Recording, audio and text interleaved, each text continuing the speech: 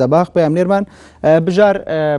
نوێترین زانیاریەکان چی هەیە و ئەو کەسانی کە خۆپشاندانیان کردووە باز لە چی دەکەن و چ پەیامێکیان هەبوو؟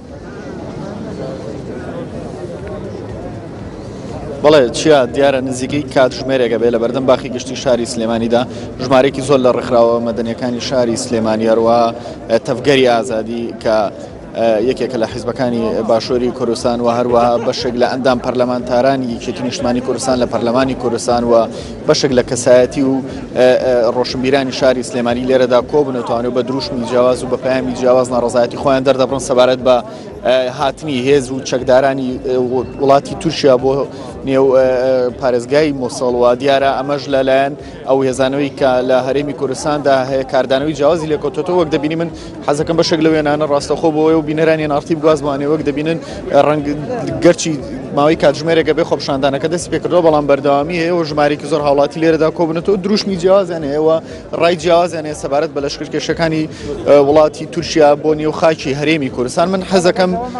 ڕوونکردنەوەی زیاتر لە لای بەشێک لە بەشداربوانی خۆپشاندانەکە و ڕای جیاواز لە لای بەشێک لە بەشداربوانی خۆپشاندانەکە بگرم بۆ ئێمە ڕاستەخۆ دەچمە لای یەکێک لە بەشداربوانی خۆپشاندانەکە بەڕێستان ئەمڕۆ لە شاری سلێمانی خۆپشاندانەکەن سەبارەت بە لەشکرکێشەکانی وڵاتی تورکیا بۆ نێو خاکی هەرێمی کوردستان داواکاریتان چیەوە؟ ئێوە ئەمڕۆ دەتانێت لە ڕێم خۆپشاندانەوە چی بڵێن؟ بێگومان ئێمە دەزانین دەوڵەتی تورکیا هەمیشە هەوڵی داگیرکردنی خاکی کوردستانەیە هیچ کاتێک چاوی بە دەستکەوتی گەلی کورد هەڵنایە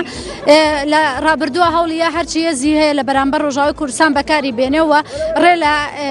ئازادبوونی ڕۆژاوی کوردستان بگرێ بەڵام ئەو پلانانەی سەری نەگەر ئێستاش هەوڵەیە بەم لەشکرکێشیە بۆ خاکی کوردستان ئەو مەرامانەی کە بە چەندین ساڵە هەیەی بۆ ناوچە کوردەکانی باشووری کوردستان بە تایبەتی مووسڵ و دواتریش کەرکووک و ناوچەکانی تر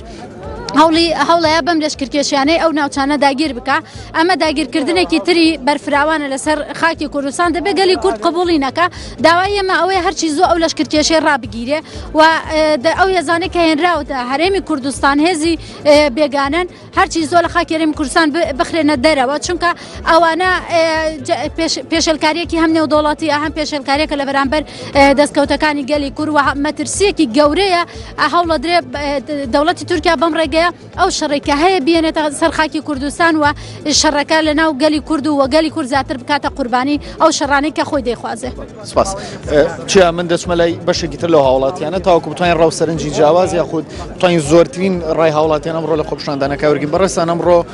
وەک تاکێکی ئەم شارە بەشداریت کردو لە خۆپشاندانەکە دروشمتان چیە؟ پەیامتان چیە؟ پێشەجی زۆر سپاس. من ناوم هەڤاڵ ئەبووبەکر مەجیدە، ئەندامی دەستەی بەڕێوەبەرایەتی تەفگەری ئازادم و ئەندامی کۆمیتی ئامادەکاری ئەم چالاکیین. ئامانجی ئێمە لەم چالاکیە شەرمەزارکردنی ئەو هێزەی دەوڵەتی تورکیایە کە چەند ڕۆژێکە بەهێزێکی زۆرە بە ناوی ڕزگارکردنی شاری مووسڵەوە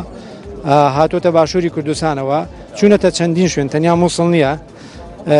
هاتنی ئەم جارەی جێشی تورکیا تەنیا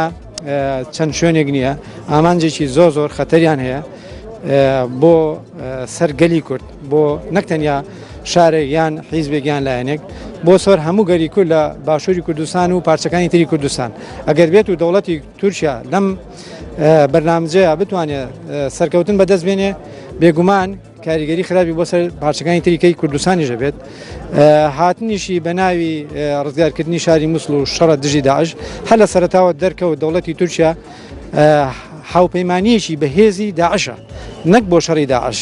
هاوپەیمانیەکی بەهێزە. هەندێک لە هەنی کوردیش بە تایبەتی پارتی دیموکراتی کوردستان کە لە سەرەتای دەست بە کاربوونی دەست بە جوڵەکردنی ئەم مینەوە ئەم جێیشەوە کە هاتۆتە باشووری کوردستان هەم لە ڕووی عالامیەوە هەم لە ڕووی لۆجستیکیەوە هەم لە ڕێگەی هاوکاریکردن بۆ شوێنەکان هاوکاریان دەکات. بێگومان ئامانجی دەوڵەتی تورکیا لەم جارە کۆنتڕۆلکردنی ویلایەتی مووسڵە، یعنی جارێکیکە ویلایەتی مووسڵ بە هەموو شارەکانیەوە بە شاری کەرکووک و منتیقەکە هەمووی بگەڕێتەوە سەر جوغرافیای کۆنی دەوڵەتی عوسمانی. لەلایەکێکەوە ئامانجی چکیانەوەیە کە ئەوەی ئازادی خوازە دیموکراتی خوازە لەم هەرێمەیە بە هەموو پارتەکان چەپ و ڕاستەوە سەرکوتیان کاو لە نایان بەرێ. بەڵێ چیە دیارە بەشێک لە نەک تەنها هەر ڕێکخراوە خۆماڵەکانی هەرێمی کوردستان دیارە بەشێک لە ڕێکخراوە کۆمەڵە مەدەنیەکانی لەسەر ئاستی ژیان و من کەمێک پێشێستا دوو ڕێکخراوی ئەڵمانیم لێرە بەدی کرد کە هاتبوون بەشداریان کردبوو لە خۆپشاندانەکە و دەنگی ناڕازایەتی خۆیان خستبە پاڵدەنگی ئەو کەسانی کە بەشداریان کردبوو لە خۆپشاندانەکە و لەگەڵەوەشدا کەم لە سەرەتا ئاماژەم پێیان نزیکی کاتژمێرێکە خۆپشاندانەکە دەستی پێکرۆ دیارە لە ئێستادا بەشێک لەو کەسانی کە بەشداریان کرد لە خۆپشاندانەکە وردەور دشتنی خۆپشاندانەکە بەجێ دێڵن بۆیە من حەزم دەکرد بچمە لای بەشێک لەوەندان پەرلەمانتارانی پارتی یەکێتی نیشتیمانی کوردستان کە ئەمڕۆ بەشداریان کردبوو لە خۆپشاندانەکە بەڵام دیارە ئێستا لێرە نەماون و ئێران بەجێ هێشتەوە لەگەڵ ئەوەشدا بەڵام هاوڵاتیکی زۆری دیکەی لێەوە من دەتوانم ڕاوسەرنجی ئەوان وەرگم سەبارەت بە خۆپشاندانەکان و بزانین پامی ئەوان چ من دەچمە لای بەشێکی تر لەو هاوڵاتیانە ئێستا من گەنجێکم لەگەڵایە بزانین ڕای ئەم چیە سەبارەت بە خۆپشاندانەکانی ئەمڕۆ پامی ئەوە بەڵێ پامی ئێمە ئەوەیە گەلی کورد وەکو نەتەوەی کورد ئەم پێشەلکارەی سوپای تورکی داگیرکرد قبول نەکەن کە بەڕێنوێنی و ڕێخۆشکەری حزبێکی باشووری کوردستان هاتوۆتە خاکی عێراقەوە پێشەلکردنی سەربازی و ئەوانە قبول نەکرێ هەر چوار پارچەی کوردستان داواکارم لە گشت هاونیشتیمانیان لە ئاست ئەم پێشەلکارەی دەوڵەتی تورکی داگیرکرد بێدەنگ نەبن ئەم هەوڵە نەزۆکەی داگیرکەری تورک لە کۆبانێ و لە باشووری کەرکووک و دوجار ئێرە گرتوۆتەوە لەو شوێنانە سەری نەگر ئەیانەوێت دیسان پێی گڵان